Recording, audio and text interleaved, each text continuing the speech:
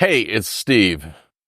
I wanted to put together a This Week in Old Guy Insights for you, just to recap and give you all the stuff that I covered during the week.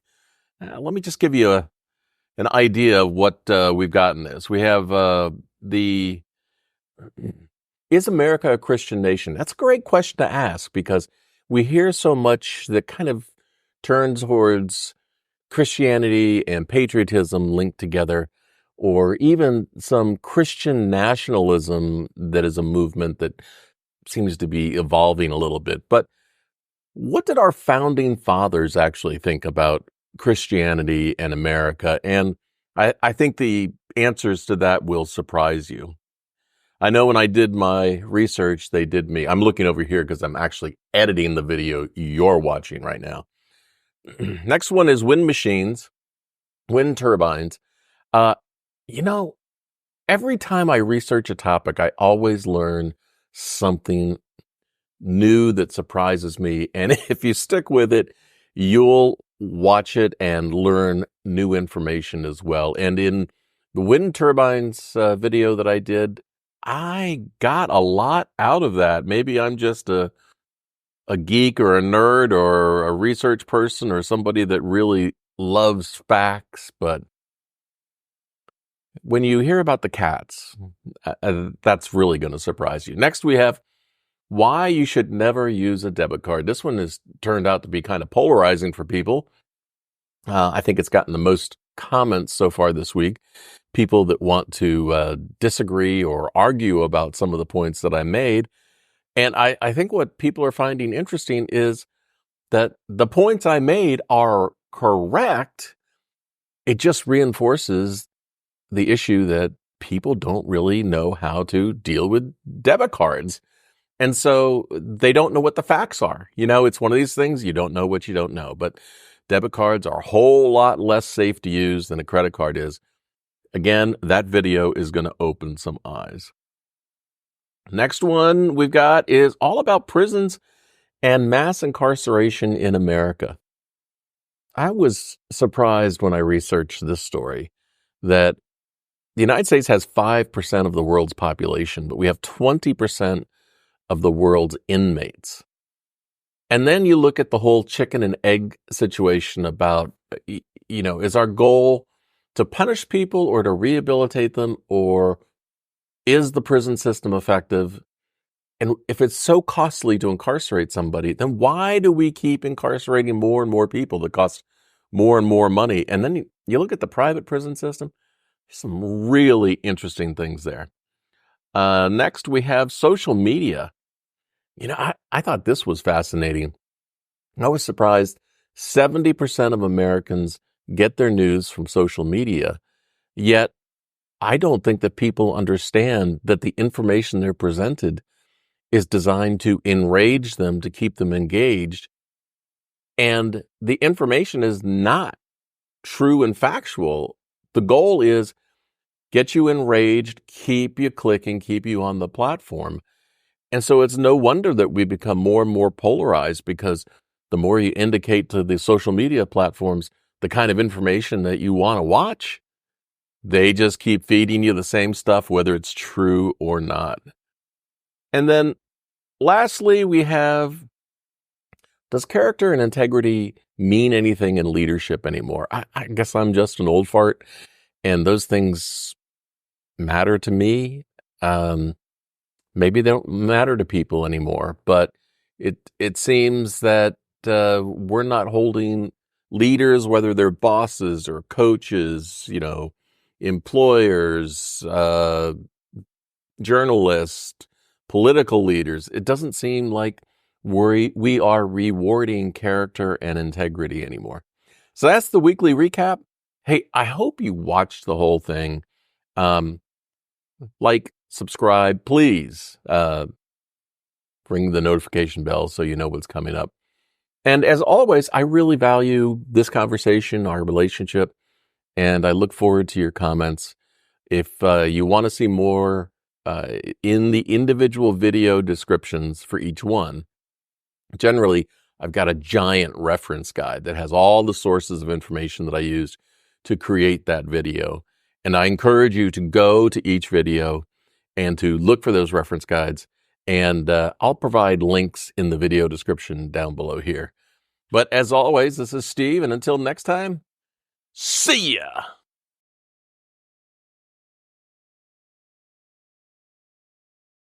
Hey, did you miss me? Today we're diving into a topic that always sparks debate.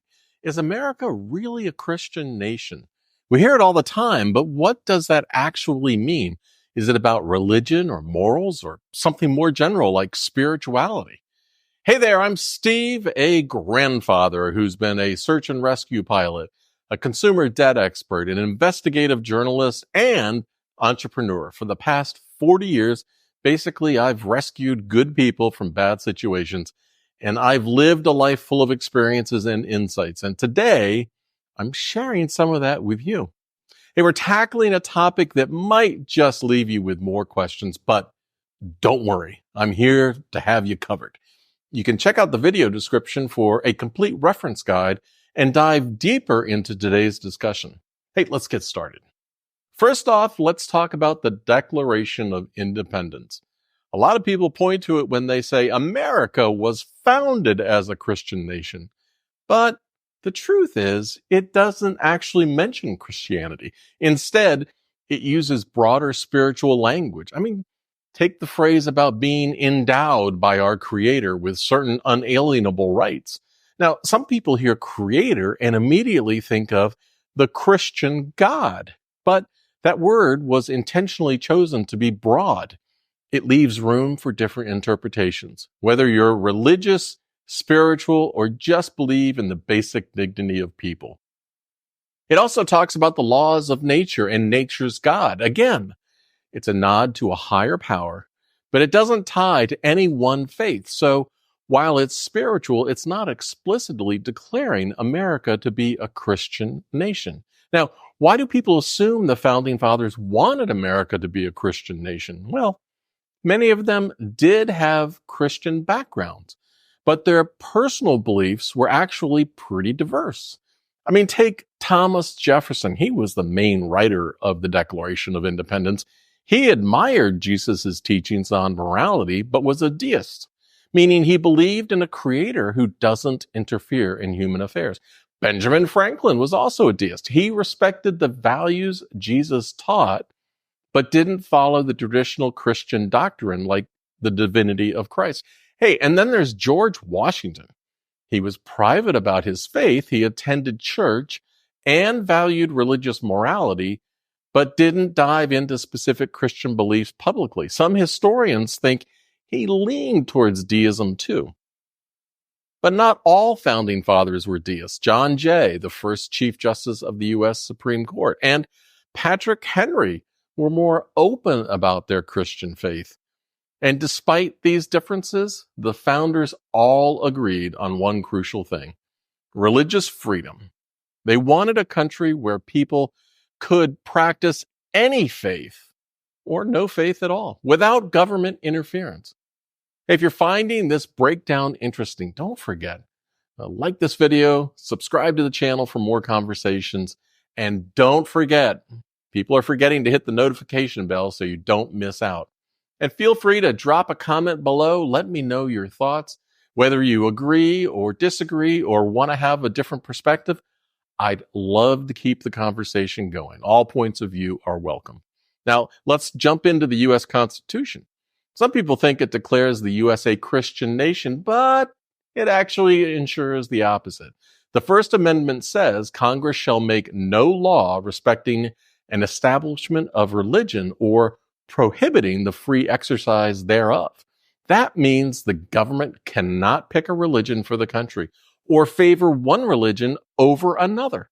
It's all about freedom of religion, whether you're Christian, Muslim, Jewish, or follow another path. It doesn't matter.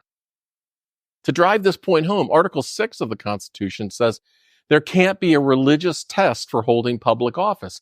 In other words, you don't have to be a certain religion or any religion at all to serve in the government. The Founding Fathers made it clear.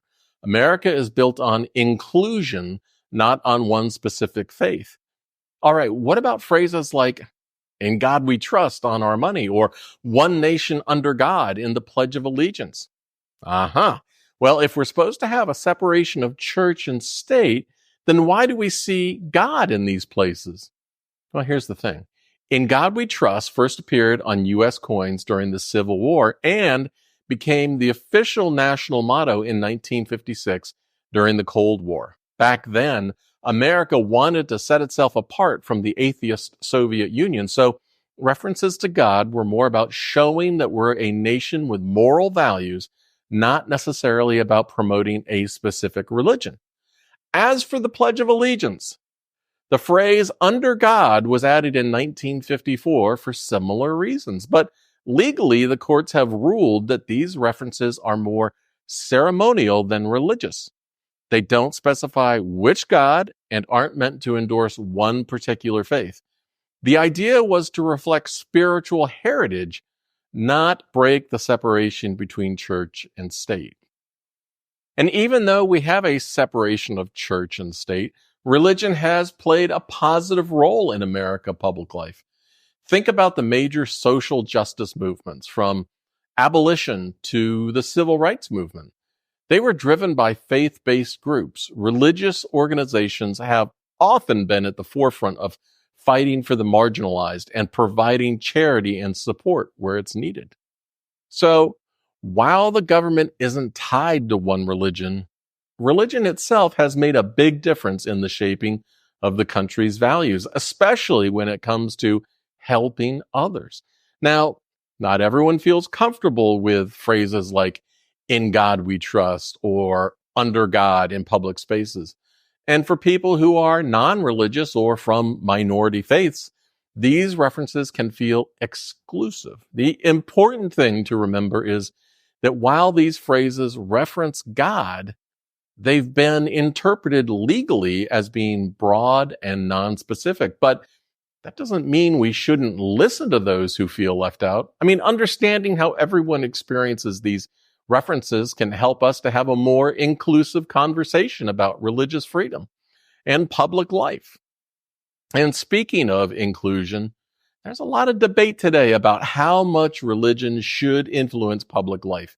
We see it in discussions about prayer in schools, religious symbols in public spaces, and even how religious values shape laws around tough issues like abortion and same-sex marriage. You seem to hear even more political postulizing from the pulpit these days.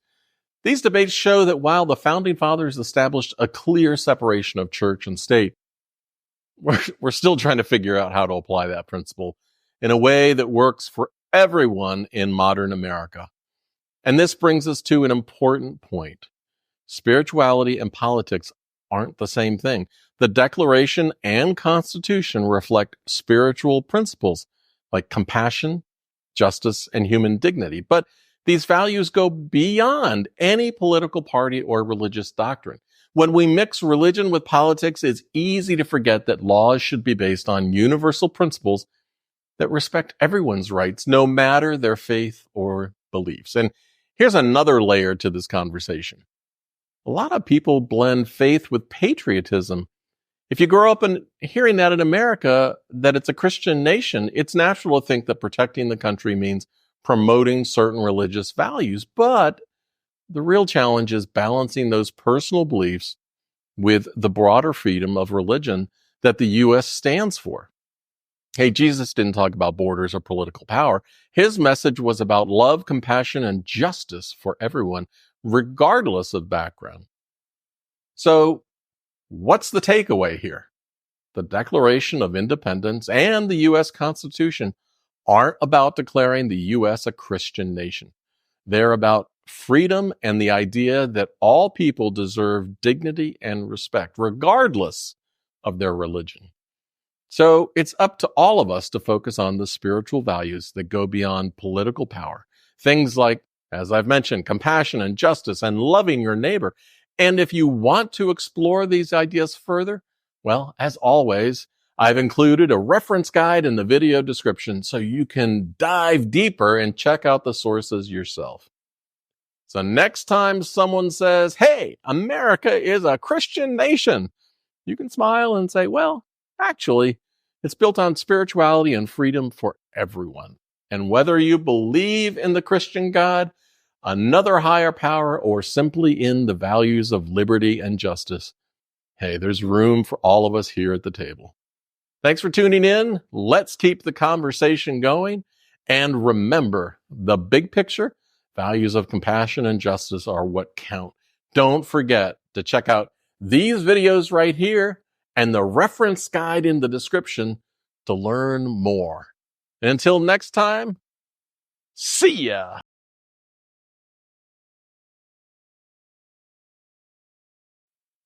Hey, it's Steve. I'm back with another video just for you. This one's on wind turbines. They're all over the place these days, but how much do we really know about them? Do they kill birds? Do they cause cancer? Are they as green as people say? Well, today I'm cutting through the noise and getting to the truth about wind energy. And trust me, by the end of this, you'll see why wind power is changing everything and why it should matter to you. Hey there, I'm Steve, a grandfather, search and rescue pilot, consumer debt expert, an investigative journalist, and an entrepreneur. Over the last 40 plus years, I've seen the world evolve, especially when it comes to energy. Today, I'm talking about something that's spinning its way into the future. Yuck, yuck, yuck. For all the other grandparents out there joining me, I want to say thank you. But as a friend, I need to let you know, this will be a deep dive, so if you have to go to the bathroom, pause now. Go take care of business. I'll wait.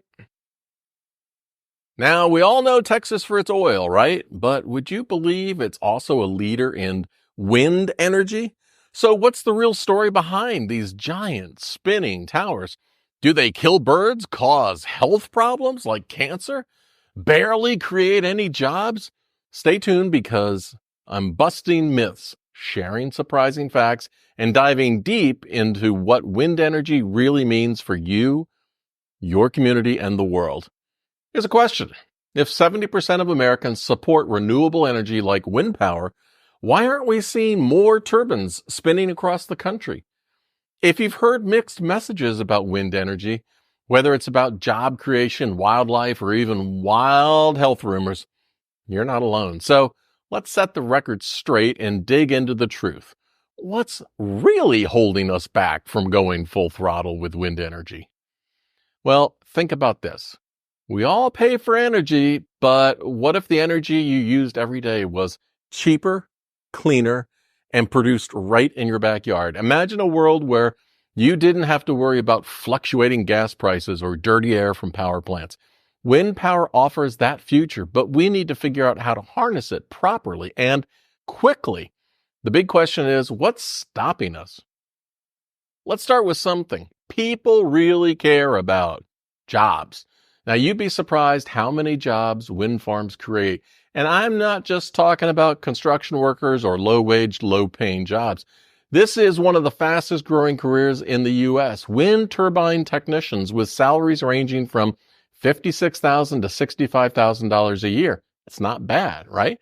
But it doesn't stop there. Wind farms create work for electricians, engineers, local businesses, and more. Let's talk about the landowners. Those who lease their land for turbines can earn anywhere from $3,000 to $7,000 per year. That's extra income without losing the use of their land. And wind energy isn't just spinning those blades, it's spinning economic growth for rural communities as well. I've seen the impact firsthand. As a pilot, I've flown over a lot of land, and in Pennsylvania, I watched as huge wind farms began to dot the landscape. And every time I flew over them, I'd see those turbines quietly spinning, generating power 24/7. No smoke, no noise, just clean energy. And it struck me how unobtrusive they were, quietly doing their job while the world went on below. Now, let's talk growth, because wind energy has been on a serious rise. Back in 2000, wind made up less than 1% of U.S. electricity. And fast forward to today, it's 10% in places like Iowa, Kansas, and Oklahoma. It's 40% of the power. Imagine nearly half of your energy coming from a free, renewable source. And globally, wind power now supplies about 7% of the world's electricity. Here's the kicker. Wind energy costs have dropped 70% since 2009. These turbines are getting bigger and more efficient and cheaper by the year. The wind is here, folks, so we've just got to keep up with it. Picture this, wide open fields, the sky stretching on forever. And in the distance, a row of sleek white turbines spinning in the wind. As the sun sets, they keep turning, quietly generating enough electricity to power thousands of homes. It's not some far-off future. It's happening now. Wind energy is changing the landscape, not just physically, but economically and environmentally as well. Okay, so what about the damn birds? You've heard it. Wind turbines kill birds, and yes, turbines cause 140,000 to 500,000 bird deaths a year in the U.S. But let's compare that to cats. Cats kill about 2.4 billion birds annually.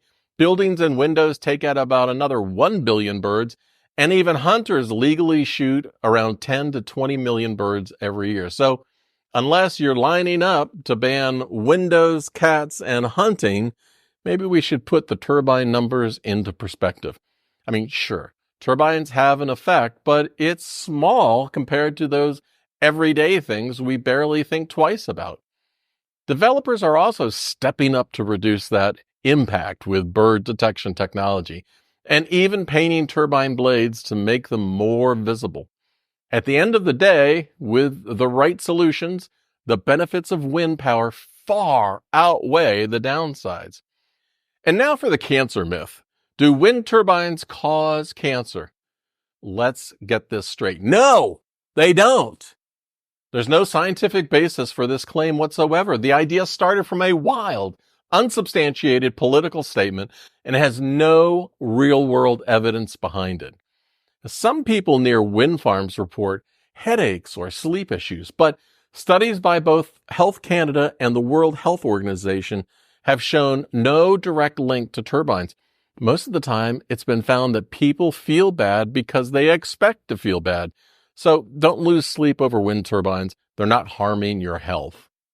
Now that we've covered the basics here, well, here are some surprising facts about wind turbines that might just blow your mind.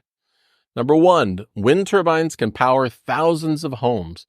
Just one modern wind turbine can generate enough electricity to power more than 1,500 homes for an entire year. I mean, think about that. One turbine, and they're only getting more powerful. Two, wind energy is paired with storage for reliable power.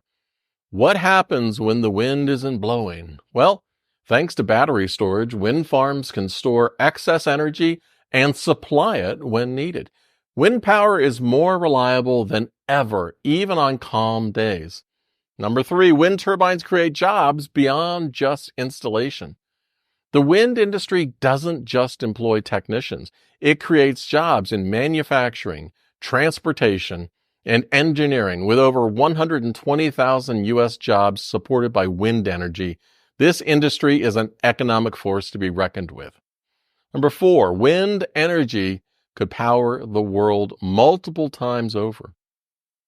Wind energy has the potential to meet global electricity demand several times over. That's right. Offshore wind alone could power the planet by itself. It's a reminder that we've barely tapped into the full potential of this resource. Number five, wind turbines and farmers, a perfect partnership. Wind turbines and farming go hand in hand. Farmers can lease their land for turbines, earning extra income while continuing to grow crops or raise livestock. It's a win-win situation. Number six, wind turbines have very low operating costs. Once installed, turbines don't need fuel, and they have minimal maintenance requirements. Wind energy is one of the most cost-effective sources of electricity after the initial investment. Number seven, wind turbines don't need strong wind to work. Turbines can generate electricity at wind speeds as low as 6 to 9 miles per hour. So even on a calm day, they're still producing energy. Number eight, wind energy saves billions of gallons of water. Well, unlike traditional power plants, wind farms don't need water for cooling. The U.S. wind industry saves about 103 billion gallons of water every year. That's enough to meet the needs of nearly 1 million homes. So, why aren't we seeing more wind farms on land across the U.S.? Despite all the benefits, opposition comes from several key groups. No surprise, local residents, the NIMBY effect. Many people love renewable energy until it's in their backyard. Concerns about noise, visual impact, and property values make people hesitant to support wind turbines near their homes. It's called the NIMBY effect, not in my backyard. And I get it. Some folks are worried that these turbines are ruining the view. But here's the thing. If we can apply our collective brainpower to even more innovative energy solutions in the future, guess what? We can always remove the turbines later. What's great for us today doesn't have to be the best solution for us tomorrow. So why not use what we've got now while we keep on innovating? Think of it this way. If we could build the internet, send rovers to Mars, and still have time to create deep-fried butter at state fairs, I'm pretty sure we can figure out how to come up with even better energy solutions in the future. In the meantime, let's work with what's at hand, and that's wind power. You know who else is opposed to wind? The fossil fuel industry. They're protecting their turf. The fossil fuel industry has deep pockets and isn't thrilled about losing market share to wind energy. They lobby hard to delay block renewable energy projects and argue that wind energy is too costly or unreliable. But here's the truth. Wind power is one of the cheapest sources of energy now, and reliability is constantly improving with new technologies. Then we have the environmental concerns. We have people who want to protect the wildlife. Even some environmental groups push back on wind farms, worried about the impact on birds and bats. But with new tech and careful planning, the risks are being minimized, and the overall environmental benefits far outweigh the downsides. Number 4, bureaucracy, permitting and regulations, the old red tape. The regulatory maze for building wind farms is extensive. Environmental impact reviews, community hearings, zoning laws. It can all take years to get through all that red tape, and that's slowing down the transition to wind power. So what's the net impact of wind energy? Well, the answer is clear. Wind farms are a net positive for the community. They create jobs, bring in steady revenue, provide clean energy, and reduce our reliance on fossil fuels. Sure, there are challenges, but we're finding solutions, and fast. The best part? Wind energy is only getting cheaper. It's expected to play a major role in powering the future, and not just for a few select states, but globally. The winds of change are blowing, and they're bringing cleaner, cheaper energy with them. So, what's the takeaway? Wind energy isn't just a dream for environmentalists. It's smart business, and it's already changing the energy landscape in places like Texas and beyond. Next time someone questions wind power, hit them with the facts. Renewable energy isn't just the future, it's already here. And hey, if you want to dive deeper or do more research on the things I've talked about here today, I've included a reference guide in the video description. You'll find sources to all the information you need to explore this topic further. Thanks for watching.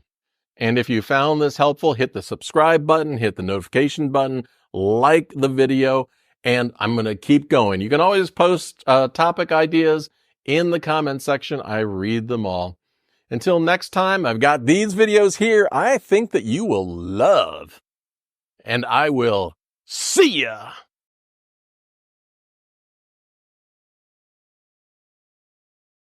We use debit cards for almost everything these days. Groceries, gas, shopping online. It feels convenient, safe, and easy, right? But what if I told you that debit cards are actually much riskier than they seem? The things that most people don't know about using a debit card could lead to a major financial headache. And what I'm about to share with you will blow your mind because, trust me, you don't know what you don't know. And banks sure aren't rushing to tell you this stuff. Hey, stick with me until the end, and you'll be shocked by all the things you've never been told about debit cards. Trust me, you'll want to hear this and share it with a good friend. Yeah, I've seen it so many times before. Someone swipes their debit card for a routine purchase, but a small error or fraudulent charge ends up costing them hundreds or even thousands of dollars in overdraft fees, lost money, and stress. And here's the thing. Most people don't realize how little protection debit cards offer compared to credit cards. Hey there, I'm Steve, a grandfather, former search and rescue pilot, and consumer debt expert. I've been helping people get out of financial messes since 1994. I'm also the author of several personal finance books, and one of them was even named the Washington Post Book of the Month. I'm proud about that. Over the years, I've seen firsthand how debit cards can create unnecessary risks. Hey, stick with me. And by the end of this video, you'll have a much better understanding of why debit cards are riskier than they appear and what you can do to protect yourself. Now let's dive in. So how did debit cards become so popular? Well, back in the 80s and 90s, banks introduced debit cards as a way for people to access their money directly from checking accounts. It was like a natural extension of ATM cards and checks. But here's what banks don't want you to know.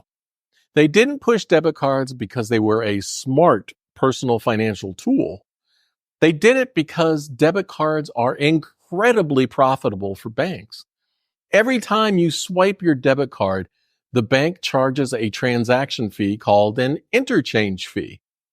They charge that to the merchant. It's usually small, but across millions of transactions, these fees bring in billions of dollars for banks. Debit cards also gave banks a new way to profit from overdraft fees. If you swipe your debit card and don't have enough money in your account, many banks will allow the transaction to go through, but charge you a hefty fee, sometimes $35 or more for every overdraft. And what does this mean? Well, banks embrace debit cards not to help you manage your money, but to create a steady revenue stream for themselves. For every swipe, they make money. And if you make a mistake or overspend, they make even more through fees.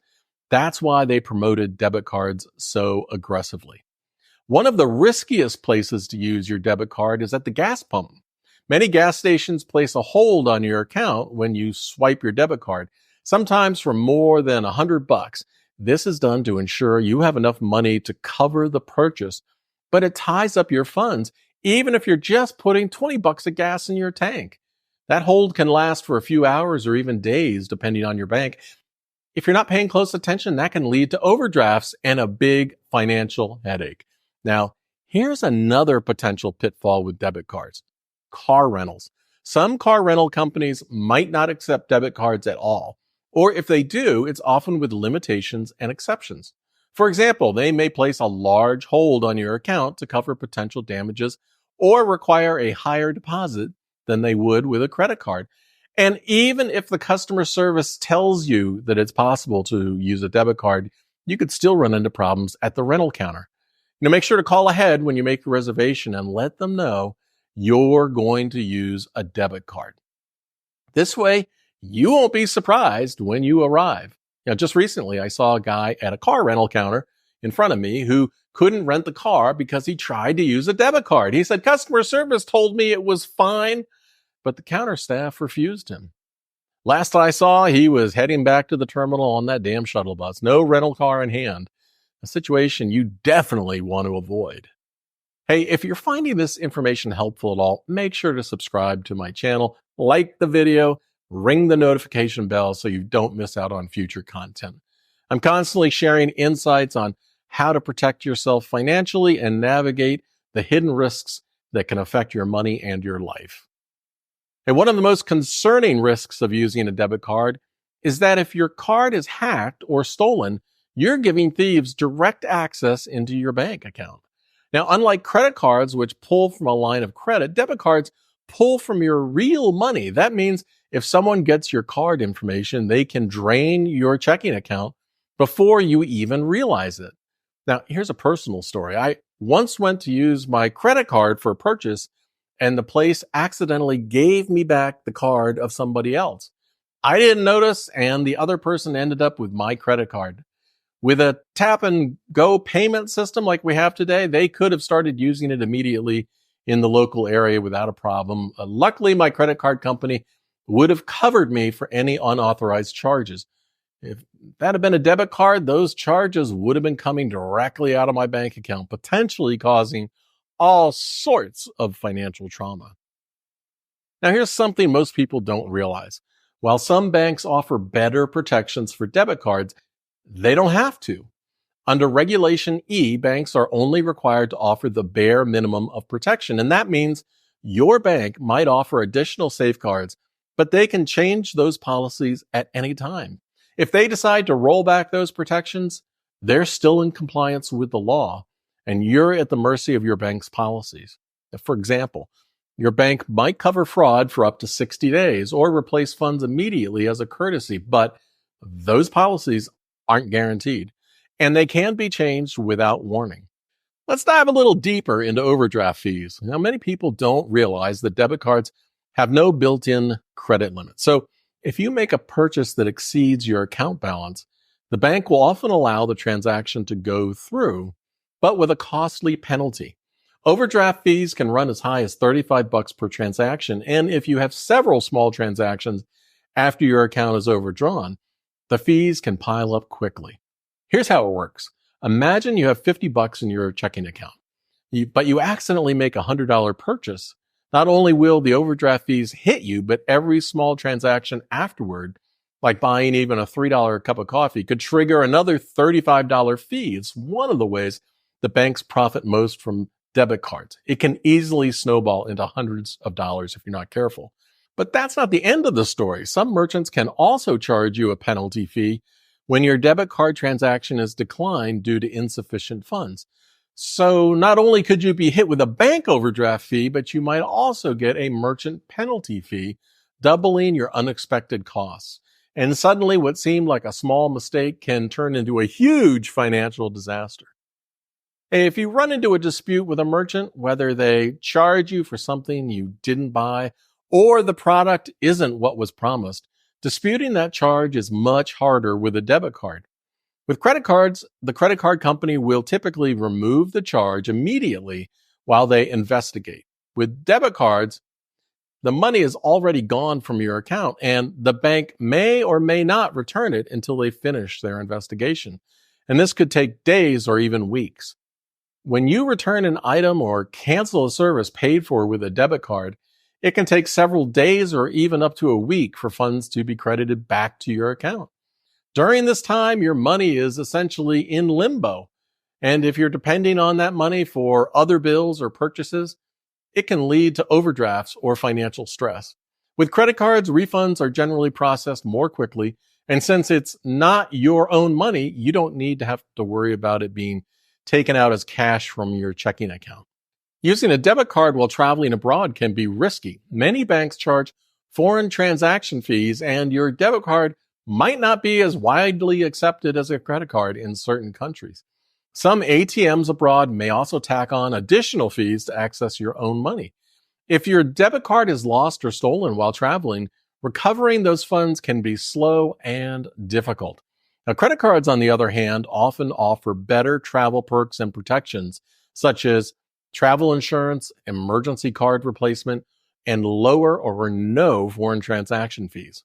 Now, you might be thinking, but Steve, I can't qualify for a credit card. Oh, no problem. You can start with a secured credit card. That's a credit card where your credit limit is backed by a security deposit, usually equal to or greater than the deposit that you put down.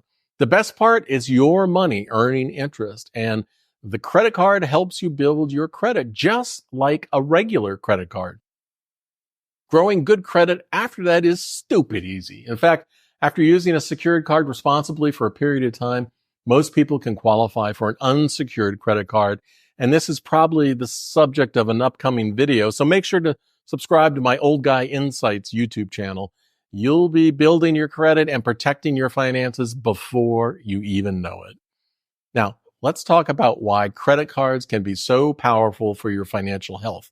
Debit cards don't help you build credit, but when you use a credit card responsibly, meaning you pay your balance off on time each month, you're boosting your credit score, and that's important for the long run. Why? Well, because having a good credit score can help you qualify for better interest rates on things like loans and mortgages. In the long term, using credit cards wisely can save you thousands of dollars on major purchases, like a home or a car. It's all about building up a financial history that shows lenders you're trustworthy. So if you've been using your debit card for everything, I hope this gives you a new perspective. Debit cards might seem convenient, but the risks far outweigh the benefits, especially when you compare them to credit cards. And remember, banks may love debit cards, but that doesn't mean they're doing you any favors. Hey, I'm here to make sure you don't get trapped by the financial pitfalls that so many people unknowingly fall into. Be sure to subscribe so you can stay ahead and protect your money. And as always, I've included a giant reference guide in the description so you can do your own research and take a deep dive into the facts I've discussed here today. If you check out these videos over here, I got a lot more good information for you. And until next time, stay informed and stay protected. See ya!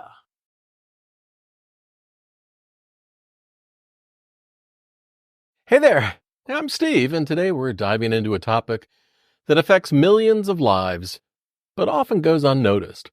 We're talking about mass incarceration in the United States, but this isn't just about crime and punishment. It's about a system bursting at the seams, overcrowded, underfunded, and spiraling into chaos. And we're paying the price, not just in dollars, but in lives that could have been saved if we made smarter choices. Hey, before we jump into this deep dive, make sure you subscribe to the channel, like this video, ring the notification bell so you don't miss out on more upcoming deep dives on important topics like this one. Hey, it really helps me out. I appreciate it and keeps you up to date with new content. And by the way, I've included a giant reference guide in the description below if you want to check out the facts or dive deeper into any of the things I'm going to talk about today. So be sure to check that out after the video. Now, let's get started. Let's talk about the bigger picture. Mass incarceration in America. I mean, imagine a place where the doors never stop revolving. No matter how hard people try to leave, they're caught in a loop, back in the same cell, facing the same future, and that place is our prison system. The U.S. has less than 5% of the world's population, but holds about 20% of the world's prisoners. 1 in every 5 prisoners worldwide is in an American jail or prison. And here's the kicker. Most aren't in for violent crimes. Nonviolent offenses, especially drug-related crimes, make up a huge part of the prison population. This surge can be traced back to the war on drugs, which kicked off in the 1980s and led to long sentences even for minor infractions. And the result? A system focused on punishment over rehabilitation, with an overwhelming number of people stuck in that revolving door. Let's talk about racial disparities and systematic bias. Well, here's something we need to talk about: racial disparities in our justice system. When you look closely, the statistics paint a clear picture. African Americans are incarcerated at 5 times the rate of white Americans, and it's not because African Americans commit more crimes. In fact, the data shows that drug use is similar across racial lines, yet Black Americans are more likely to be arrested and sentenced. Now, this isn't just about crime, it's about a system that's been stacked against minority communities for decades. Racial profiling, over-policing in low-income neighborhoods, and discriminatory sentencing laws all contribute to this imbalance. And let's not forget about the economic factor. I mean, low-income individuals are less likely to afford quality legal representation, which often leads to harsher sentences. Communities of color aren't just affected by over-policing, they're devastated by it. Families are torn apart, economic mobility grinds to a halt, and entire generations are left behind. It's not just individuals being punished, entire communities bear the burden. Now let's talk about the lasting impact of the war on drugs. I mean, the war on drugs was supposed to make America safer. Instead, it turned our prison system into an assembly line for nonviolent offenders.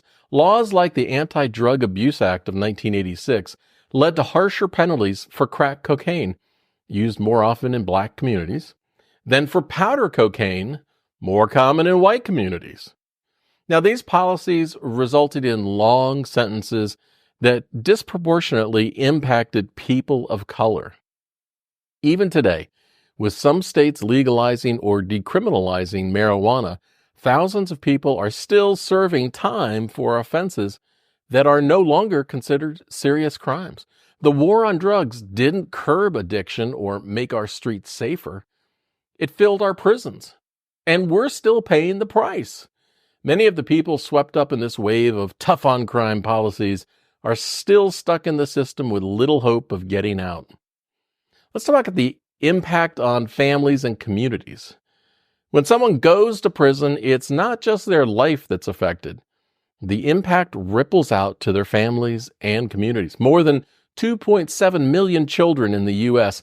have a parent in prison, and studies show that having an incarcerated parent can increase the likelihood of those children ending up in the system themselves. But it's not just about the emotional toll. I mean, what about the economic impact on families? It's devastating. When the primary breadwinner is incarcerated, families are left to struggle with financial instability. And even when people are released, they often face discrimination in employment and housing, making it nearly impossible to reintegrate into society. This is where the cycle of poverty and crime feeds on itself. If we want to break the cycle, we need to think beyond just the individual offender. I mean, families and communities need support too. Let's talk about the school-to-prison pipeline. I mean, this pipeline starts early, and for many kids, the road to prison begins in school. The school-to-prison pipeline is a real thing. Zero-tolerance policies in schools have turned minor infractions into reasons to expel or suspend kids, especially kids of color. And the presence of school resource officers means that what used to be handled in the principal's office is now handled in the courtrooms. Students, especially those in minority communities, are often pushed out of school and into the criminal justice system for what should be minor disciplinary issues. Now, this not only increases the chance of these children entering the prison system later in life, but it also disrupts their education, which is one of the key tools in preventing crime. If we're serious about stopping mass incarceration, well, we need to start by keeping kids in school, providing support services, and making sure that schools are a place of learning and growth, and not a fast track to prison. Let's talk about the employment crisis. Always hear about the need to create more local jobs, right? Well, here's the irony. Prisons are offering local jobs, but nobody wants them. Actually, this reminds me of a time back in college when I was the photo editor for my school paper. I was assigned to take photos at the local prison, and when I got there, the guards thought it would be funny to toss this nervous college kid into a cell with some prisoners. They were playing cards, and now at first, I'm thinking, great, I'm in real trouble. These guys were staring me down, but after a few tense minutes, one of them grinned, tossed me a card, and the next thing I knew, we were laughing and playing together. That human connection broke the tension. But here's the thing. For correctional officers, this tension, this stress, it's the daily life. You're dealing with dangerous situations every day, and the pay is low, around $15 an hour in many places, and to that mandatory overtime, because they're always short-staffed and you've got a recipe for burnout. Some states have a 50% turnover rate. So here's the big question. If locals don't want these jobs, how do you recruit more people without increasing the cost of incarceration per person, which already ranges from 30 to 60 grand a year? I mean, it's not an easy fix. So let's talk about the revolving door of recidivism. Here's a story. About a decade ago, I did a story on a prison program in Massachusetts that was trying to break the cycle. Their focus was on rehabilitation, giving prisoners the skills they needed to start fresh when they got out. I sat down with some of the prisoners, and what they shared with me was eye-opening. They told me prison had always been a revolving door for them. They'd commit a crime, get caught, go to jail, get released, go back to the community in the same environment they were in before. No new skills, no new opportunities. and it's easy to see why they'd end up right back in prison. But this program was different. It wasn't perfect, but it worked. The recidivism rate for participants was 80% lower than for those who didn't go through the program. Why? Well, because they were learning real skills. They were getting college degrees, GEDs, and vocational training, and it gave them a way out, a chance to work jobs outside of the communities that trapped them in the first place. And here's the catch. People generally want to punish prisoners, not rehabilitate them. Now, there's this mindset that if you do the crime, you should suffer for it. And unfortunately, this program was seen as an added expense, which makes it harder to sustain. But it shows us something important. Rehabilitation works when we just need to shift our focus. So what's the goal of our prison system? Here's the big question. What is the damn goal of the prison system? Are we just trying to punish people, or do we want to punish but also provide opportunities for a productive life afterward? It's a good question.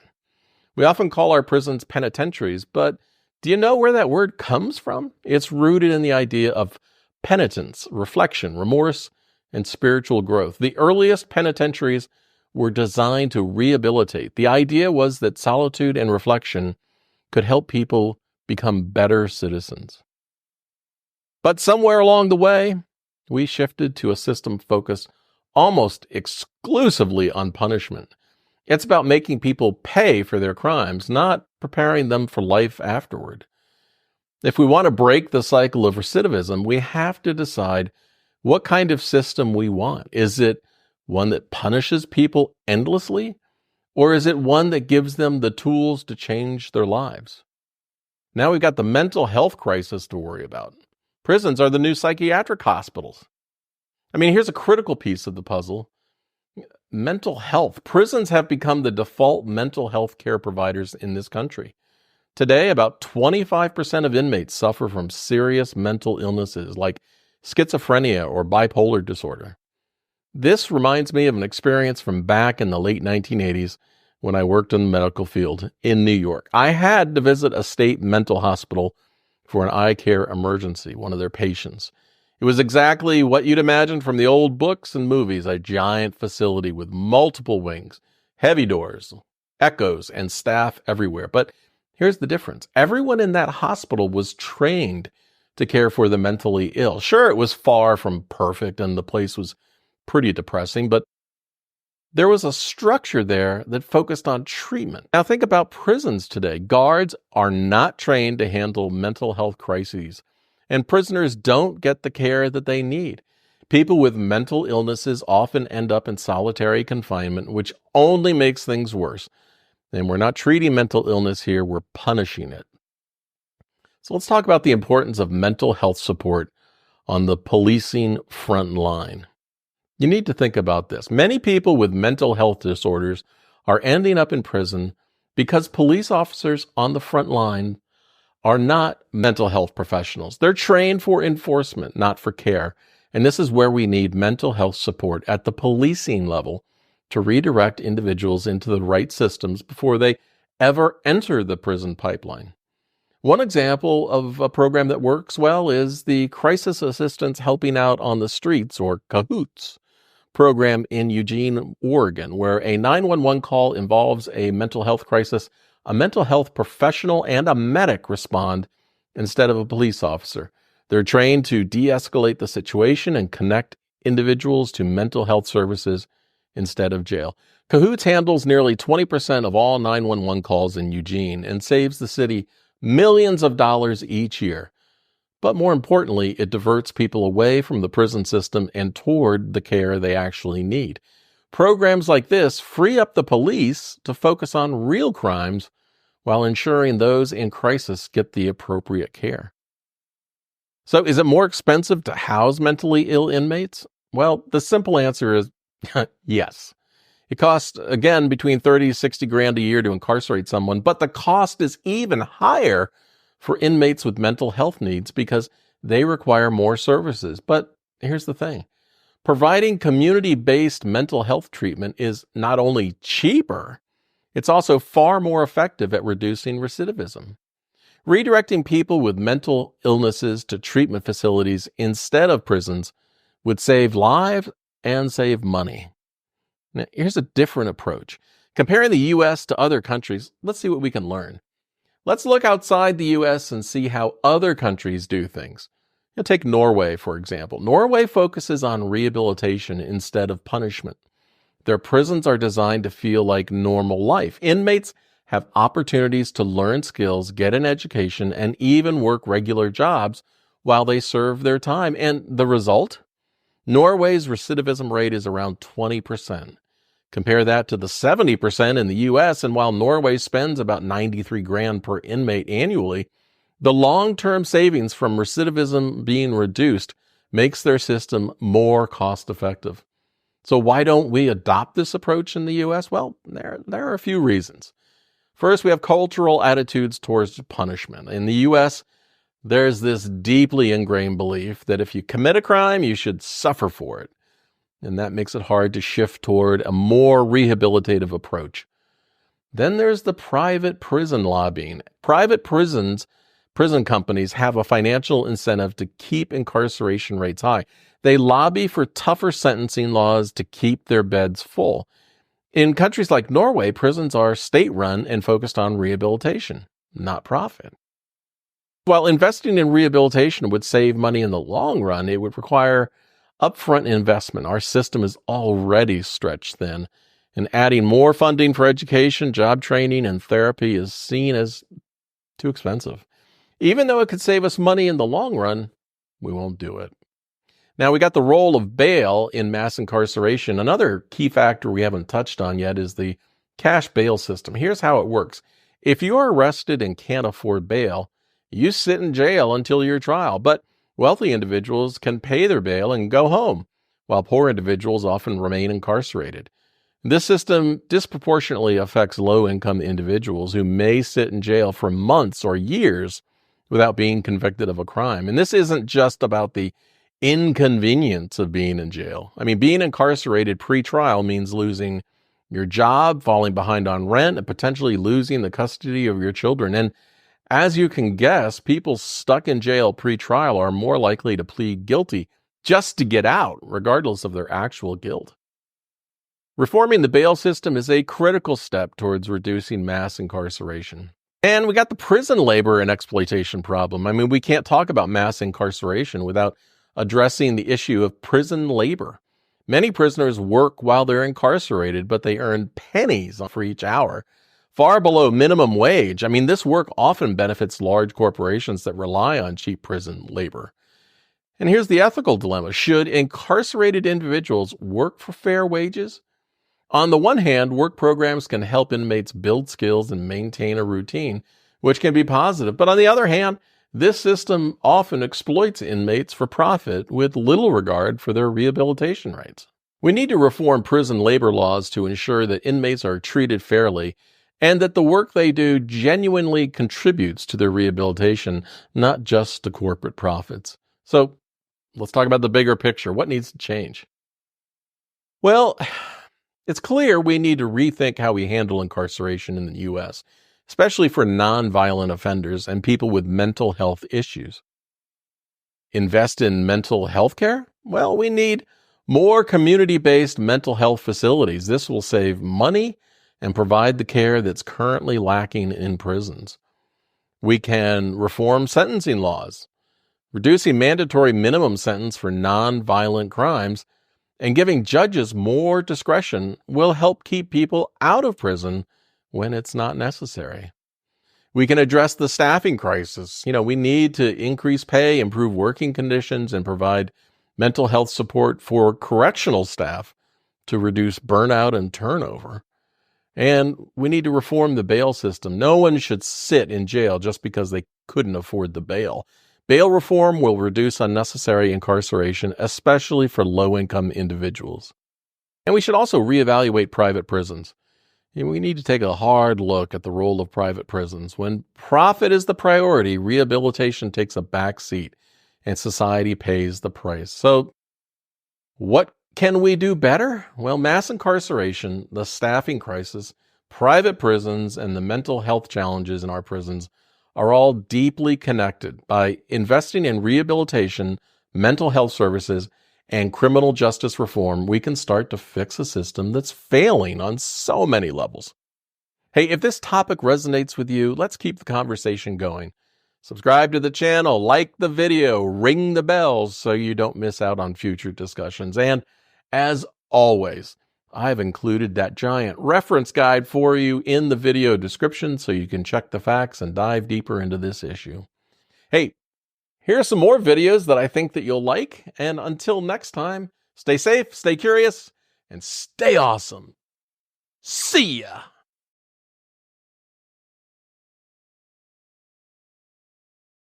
Hey, you think you're in control of your social media feed? Well, think again. Social media platforms are designed to show you more of what you engage with, but it's not always the full picture.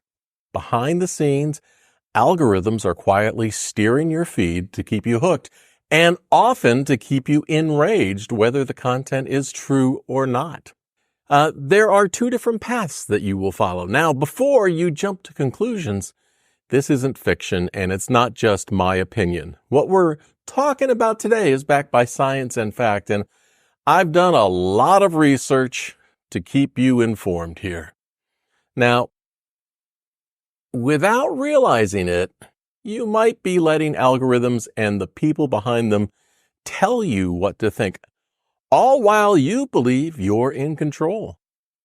In this video, I'm going to break down how these algorithms work, how they push you into echo chambers, and why you might not be as in control of your news and opinions as you even think, even though you don't believe that's true yet.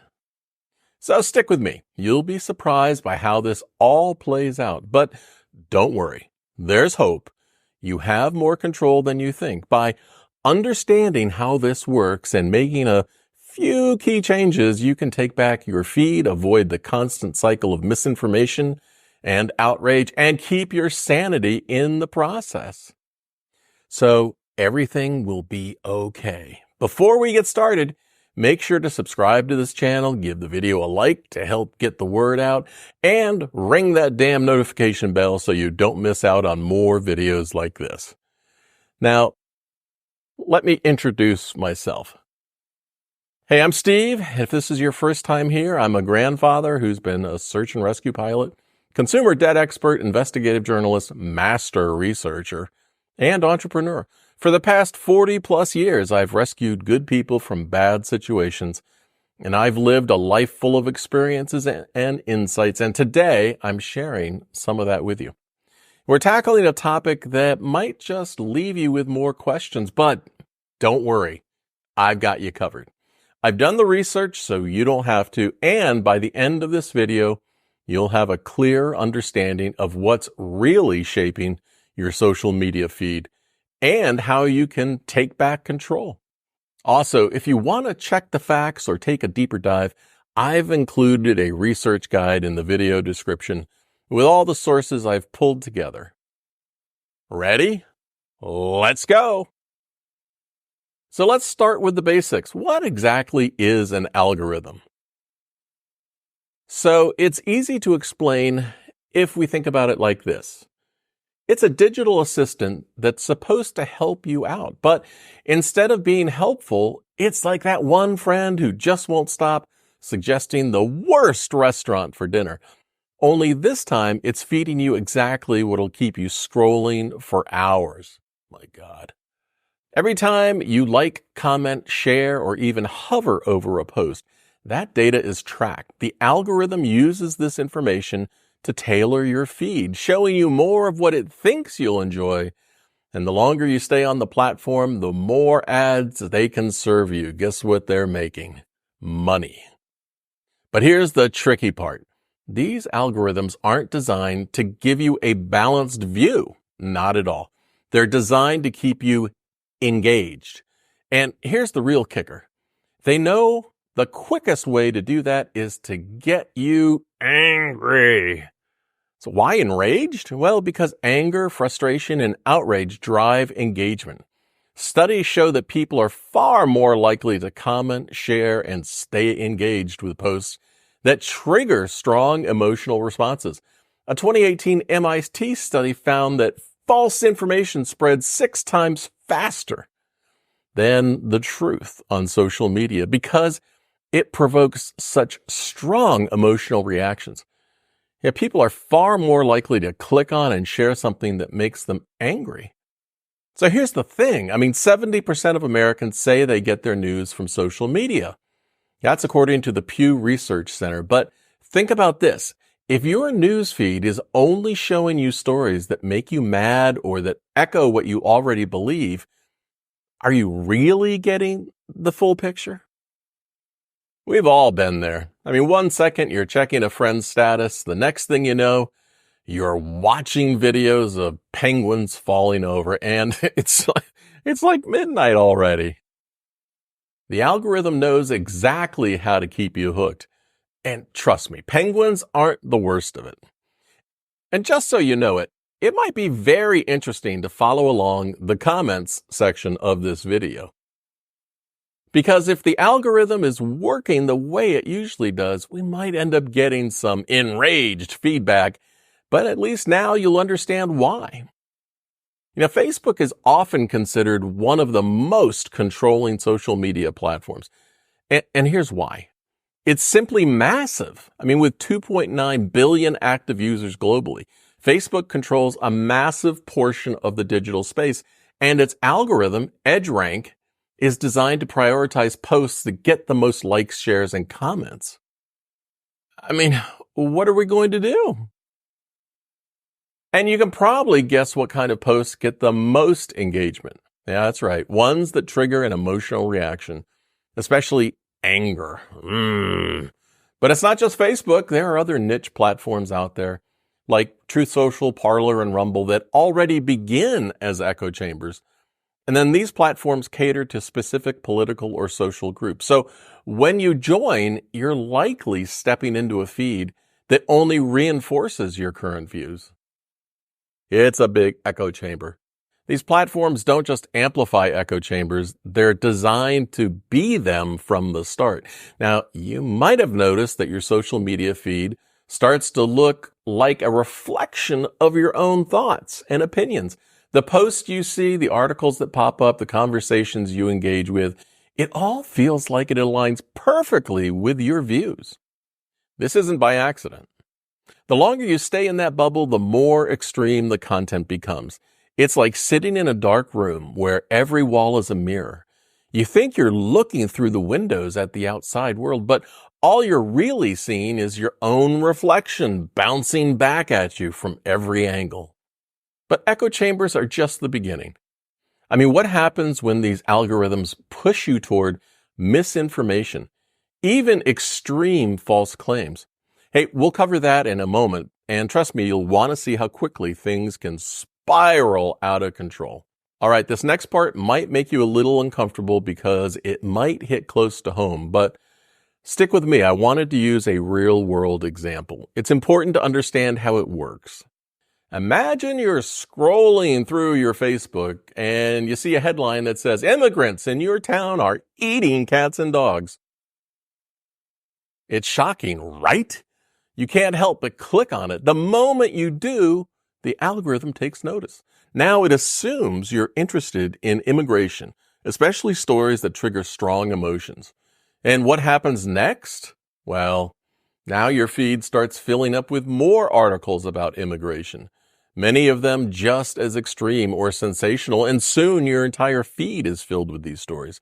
And you start to think, why isn't everyone alarmed about this?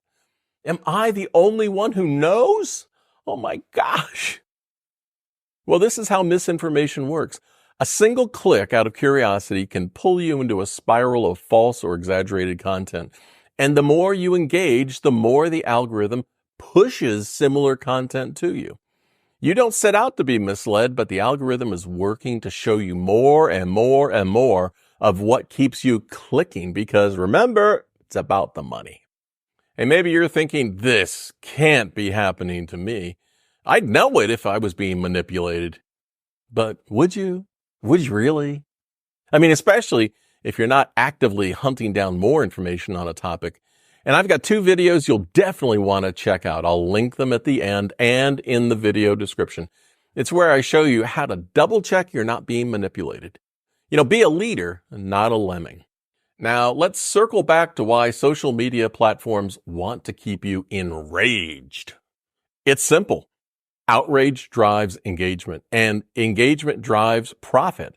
Think about the last time you saw a post that made you angry. Did you just scroll past it, or did you comment, share, or even argue with someone? The chances are you've reacted, and that's exactly what the algorithm wants you to do. Studies from the University of Pennsylvania found that posts filled with moral outrage are much more likely to go viral because they trigger strong emotional responses. Anger and outrage make people share content faster and engage in heated discussions, keeping them on the platform longer. And the longer you stay, the more ads you'll see, which means the more profit those platforms make off of you. So it's not just about keeping you informed. Social media platforms are built to keep you hooked. And they've learned that the most effective way to do that is to stir up your emotions, especially anger and outrage. And this isn't just some theory. No, it's backed by firm, hard data. And this isn't just something that stays online. It has real-world serious consequences. Let's take the COVID-19 pandemic. The World Health Organization called it a global infodemic, where misinformation about the virus and vaccines spread just as fast as the virus itself. False claims about the treatments and conspiracy theories about vaccines led some people to delay or avoid getting vaccinated and directly putting their health at risk. It's not unreasonable to wonder how many people died from COVID because misinformation got them so angry and enraged that they avoided vaccines or other sensible health measures.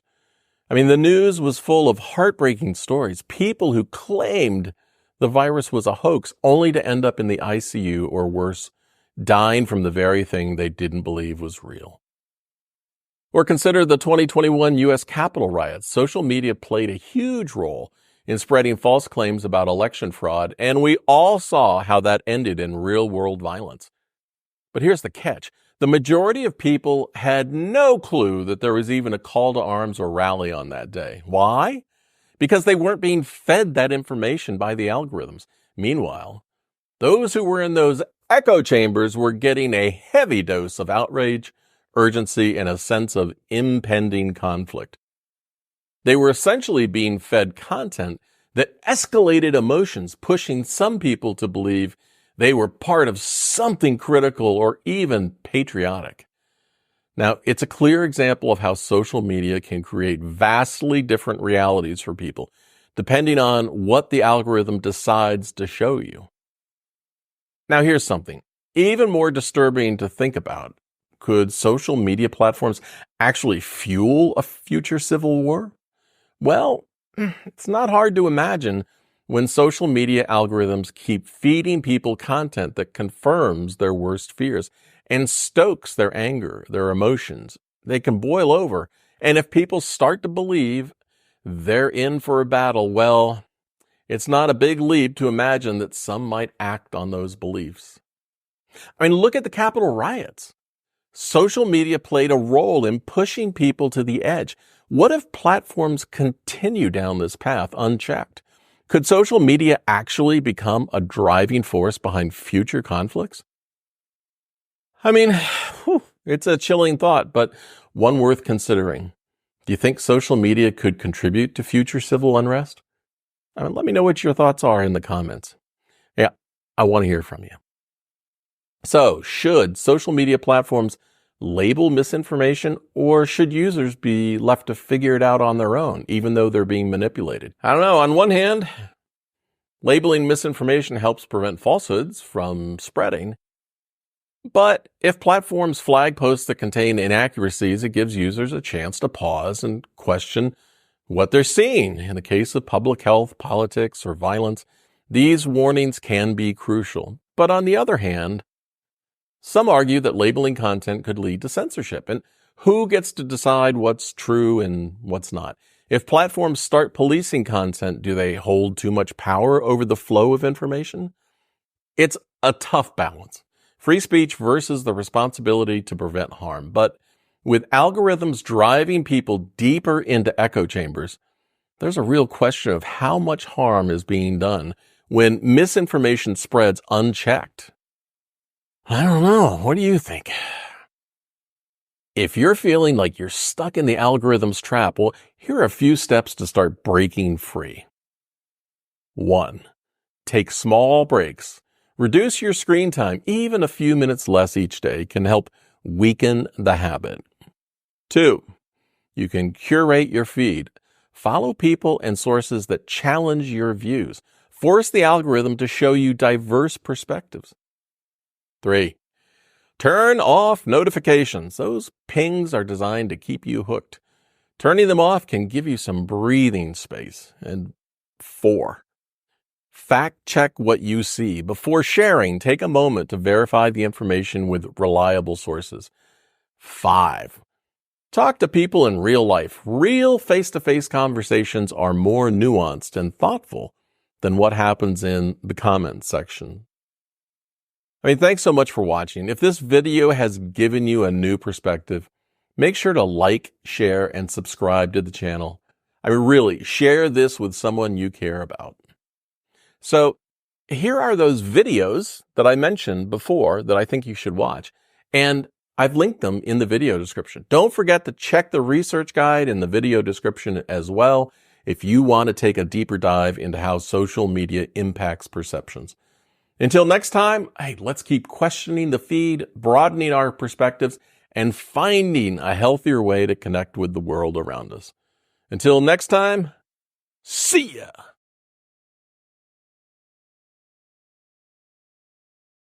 We often hear people say, it doesn't matter what a leader does, as long as they get results. But does it really? When leaders bend the truth, dodge responsibility, or treat others poorly, it doesn't just affect the people they lead, it affects all of us, especially our kids. It sets a dangerous example that can damage relationships, work environments, and even entire communities. But the real damage comes when the next generation starts to think that this behavior is normal or even acceptable. Today we're diving into why character counts in leadership and how poor behavior at the top can shape our children's future in ways we might not realize until it's too late. Hey there, I'm Steve. I'm a grandfather who's seen more than a few leaders come and go. I've been a search and rescue pilot, a consumer debt expert, and an investigative journalist. But more than anything, I'm someone who believes that character matters. Whether it's the leaders of our companies, our schools, our communities, their behavior has a real impact on people that they influence. Including our kids. And since you're here, I consider you a friend, and I want you to feel welcome. This space is for all of us to have open, thoughtful discussions about the things that really matter. But before we dive into how character shapes leadership, do me a favor. Hit that subscribe button. Give this video a like. Ring the notification bell so you don't miss what's coming next.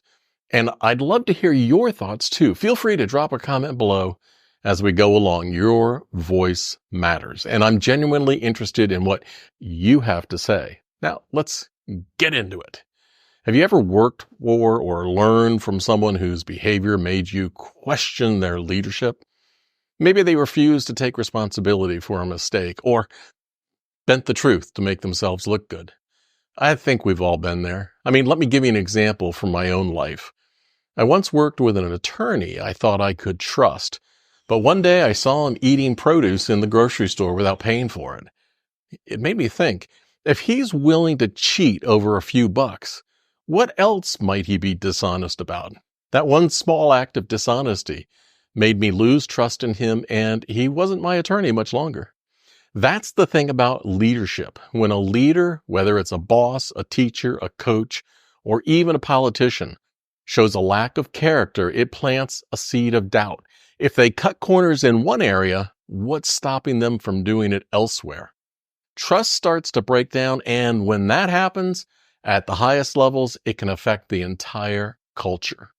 Harvard Business Review shows how unethical leadership erodes trust and morale, ultimately weakening the entire system. We've all seen it, right? CEOs, politicians, public figures who manipulate the truth to protect their reputation, only for everything to unravel later when the lies catch up to them. It's a short-term game that leads to long-term loss, not just for them, but for everyone they lead. And when our kids see these leaders get away with dishonesty or disrespect, it sends the message that this behavior is not only acceptable, but a way to win in life. But it goes deeper than that, right? What happens when kids grow up seeing leaders act this way and get away with it? Over time, they start to believe that lying, bullying, refusing to take responsibility is not only acceptable, but the path to success. It sends the message that integrity doesn't matter as long as you win. How you got there isn't important. If that's the lesson they learn, what kind of adults will they become? Will they bring those same traits into their workplaces, relationships, and communities? The long-term consequences could be devastating, not just for them, but for society as a whole. Now, imagine this for a moment. What if your child or grandchild became the very kind of person who cheats to get ahead, lies to cover up mistakes, and treats people with disrespect? What if they grew up thinking it was okay to belittle others and disregard integrity just to win? Would you be proud of them? Or would you feel like maybe you failed them in some way as a parent or grandparent? It's a harsh question, but an important one. The way our kids turn out is often the reflection of the examples they see and the values we instill in them. Would you want them to follow the lead of someone who values power over principles? And as a grandfather myself, I think about what kind of person my granddaughter will become when she's an adult. I want her to be someone who stands tall with integrity, someone who leads by example and values others.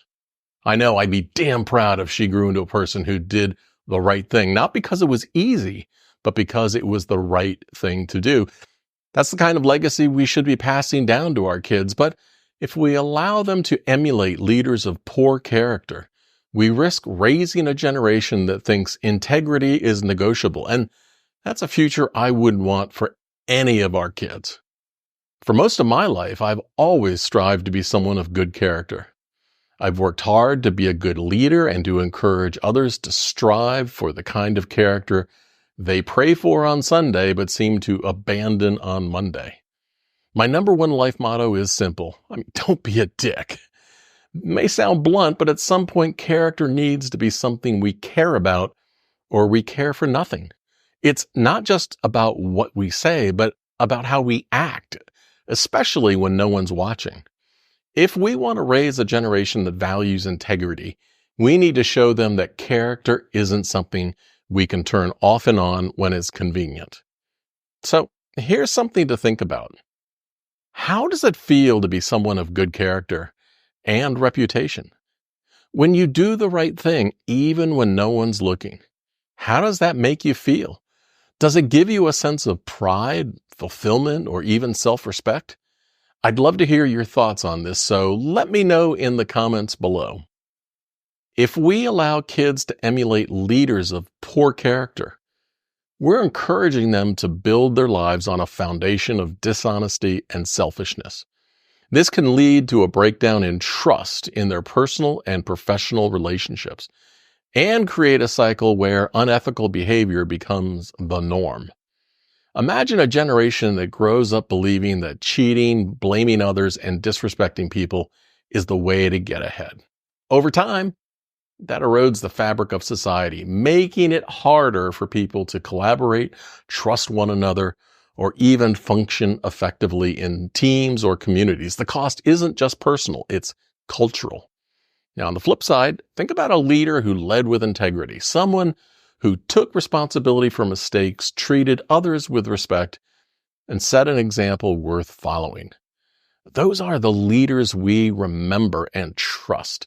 And that's the kind of example we should be setting for our kids and grandkids. Kids who grow up seeing honesty, respect, and accountability in their leaders are more likely to carry those values forward into their own lives.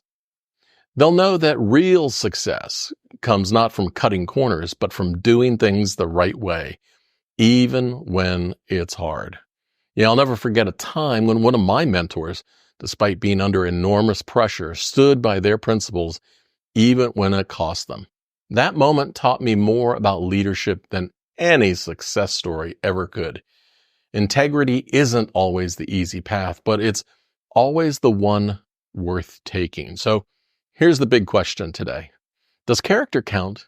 If character isn't the most important thing we should demand from our leaders, what is? Intelligence? Talent? Charisma? I mean, sure, those things matter, but without integrity as the foundation, everything else crumbles. I'd love to know, what kind of person do you want your children or grandchildren to be? Let me know in the comments. I consider all of you friends, and this is a community where your voice matters. Drop your thoughts in the comments below, and together we can raise the bar for what leadership should look like. Thanks for watching, and don't forget to subscribe, like this video, ring the damn notification bell so we can continue with these conversations. Leadership isn't just about what you accomplish. It's about how you accomplish it and the example you set for others. So let's work together to raise the standard for us and for the next generation. Until next time, see ya!